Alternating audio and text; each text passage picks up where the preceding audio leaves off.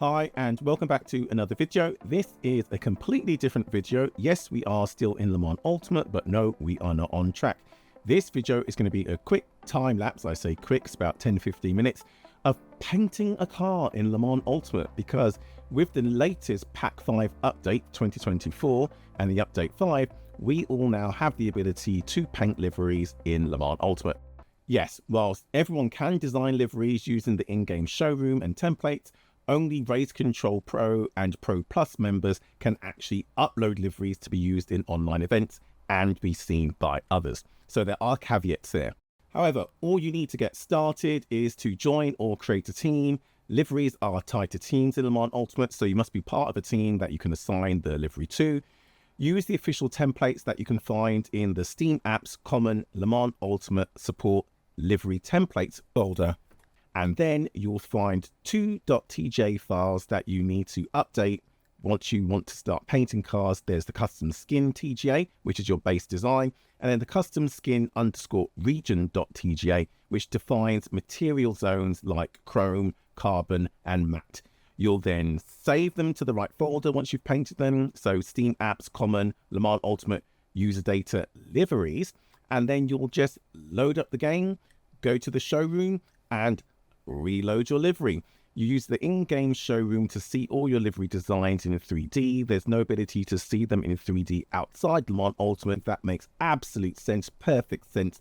Le Mans Ultimate get provided with CAD designs of the actual cars that they use in game. There is absolutely no way, with good conscience, good diligence, that they can protect the IP of all of the manufacturers if they ever release those 3D models. So we have to use the in-game showroom and our imagination when we're painting the files in 2D. And that's what brings me to this video, because I used to hate painting liveries. I am useless. I cannot draw. When I say I cannot draw, I can't draw a straight line with a ruler. I said with, not without a ruler. I can't even draw stick people. Their dimensions, their proportions, their limbs, nothing aligns. And I can't draw circles. Literally, I just cannot draw, okay? So when it comes to painting liveries, if you're like me, it is daunting. You see all of these amazing designs, in-game, but also in the forums, in the Discord channels. There are so many talented people out there drawing geometric shapes, getting them all to line up across panels that have curves, different lines. How do they do that? I have no idea. Or I had no idea. Thanks to Studio 397, we have the livery guide, which is extremely useful. I will admit, when I first read it, I didn't understand all of it. However, I went to the Discord channel, the custom liveries chat, and in there you have so many helpful members of the communities, those that are extremely talented, who are willing to share their knowledge, those who have less knowledge but are willing to ask questions that help the rest of us learn as well. And then people like Lowrek, I will link his video in the description, and I will add a card, who put together a nice video that explained what the livery guide was telling us, what the different custom regions on the layers did for chrome, for matte, for the base paint, also how we can go about using them to bring different properties alive on the paint. But what he also demonstrated was the reason why we don't need any 3D models is because as long as we have a little bit of attention to detail and a lot of patience, we can paint in 2D, upload as we go into the game, view the car in the showroom, and then see where we've gone wrong, see what we need to edit. Okay, you with me so far? So the reason I put this video together was because I spent Sunday morning streaming as I painted. And the reason I streamed it is because I and another team member have the same challenge, or had the same challenge. When first attempting to draw cars, we went with the just take one layer, get a paintbrush, draw some shapes on it, hope that they come out symmetrical, maybe go and insert a polygon here, maybe go in and insert a circle or an ellipse over there, and just hope that it comes out and looks decent. Or maybe we'll just paint on one layer and do random gradient paint that we don't expect to line up on any panel, and then just go voila, that's it. That is our avant-garde paint. However, I wanted to do something a little bit more, I'm not going to say sophisticated, but a little bit more than my infant painting with crayons. And it wasn't until this week when I looked at the paint file that a previous team member had left behind for us, because he created some amazing designs in iRacing. He definitely has graphic artist chops. He had a paint file that had something like 50, 60, maybe even 80 different layers, different shapes that were cut and contoured to carve out contours, to carve out depths, shadows, all sorts of shading across the Ferrari 488. And I was able to take that file, take out some of the layers and overlay them over the McLaren 720S, which is why when you look at the end of this video, you'll see that the McLaren paint I've done is definitely the best paint. It definitely looks a little bit more on the almost professional, definitely a little bit more competent side. And then you'll see that the paints like the Porsche I'm doing right now are a lot less sophisticated. They're so much more simple. So I saw what good looks like and then figured out, well, how can I do something even simpler, but still get something that wasn't embarrassing, that the teammates wouldn't mind putting on their cars? That's where I came down to this simple approach, which you can see on screen right now. If you want to see it in real time at the normal speed, I'll add a link to the stream, which you can then go and watch at your leisure. You can skip forward, skip backward, you can pause it. You can see the different layers that I manipulate and what I'm doing with them.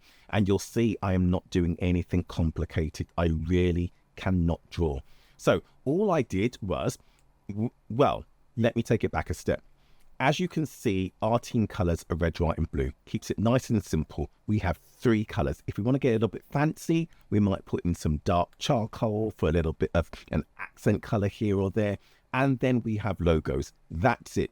Red, white, blue, maybe some contouring, maybe some carbon layers, and logos. That's it. So what I was able to do to make life easy for myself, if you look at the right hand panel, you'll see down the bottom, I created 3 new base layers, a red, a white, a blue, and I stacked them in the order that I wanted them to be on the car. So you'll see that blue is the most uppermost color, and then red is the sandwich color in the middle, and then white is the new base paint color. So imagine it's like whitewashing the car before painting on top of it. Creating the color scheme, creating the patterns is then a simple exercise of cookie cutter stenciling.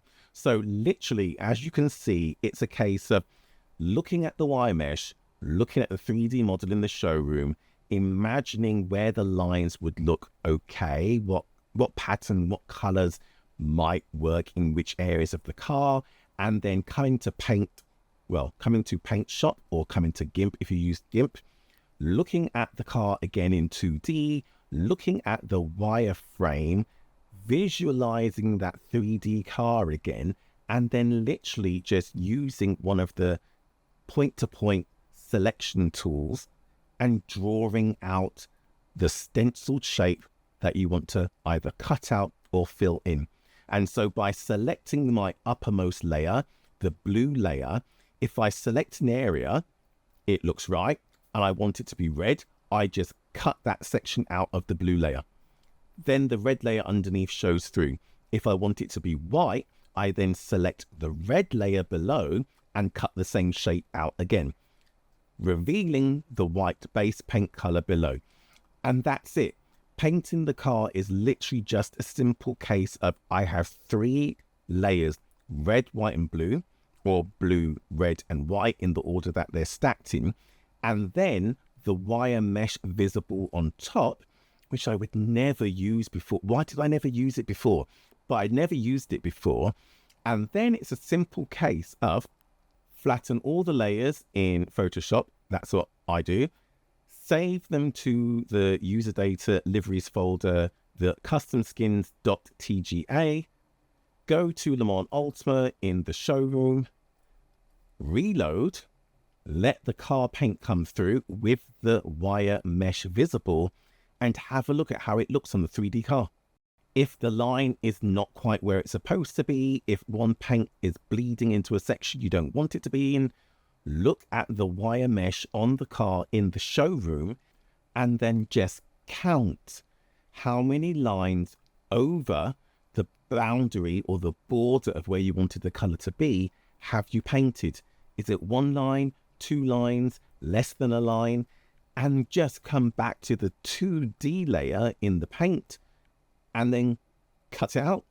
Or extend the paint by selecting the lines that you haven't painted that you wanted to paint and fill them in. It really is as simple as that. No paintbrushes used, no pens or pencils used, just your mouse, just your select tool, and drawing out the stenciled shape that you want to cut. Then when it comes to the sponsorship logos, Le Mans Ultimate have our back there as well, because if you select the region area, it's usually the white layer. You'll see that, as Lovrek explains in his video, go watch that, he knows what he's talking about. I just copied what he showed and have applied it here. It has a mask layer where Le Mans Ultimate have already provided us with the logos that are available in-game for that particular car model. And then all you need to do is decide, do you want the same logos on your car, or do you want a different set of logos on your car? Do you want them in the same position, or do you want to move them around?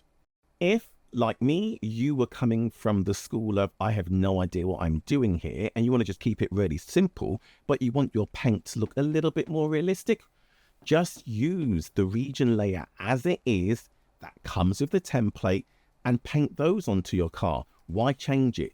You'll have your color scheme beneath it, and you'll have the logos for the whichever team is in game on your car, and it'll look fine. If, however, you want to remove some or replace them with your own, well, all you need to do is select that region layer. If you want to remove a logo, get the selector tool again, select the logo or the area around the logo that you don't want, hit delete, and you'll remove that region from the mask layer. It will no longer appear when you save the file in game. What I ended up doing though was I wanted to use some of the logos across the different cars. Now, Le Mans Ultimate have been very clear here. If you're going to use a brand logo on your car, you need permission from that brand. Otherwise, you stand to, well, there's a good chance that if for any reason that brand should see your car in game or in a stream or something and say, we do not want our logo on that car. You have put a Michelin logo on a car that runs Goodyears. We don't want that.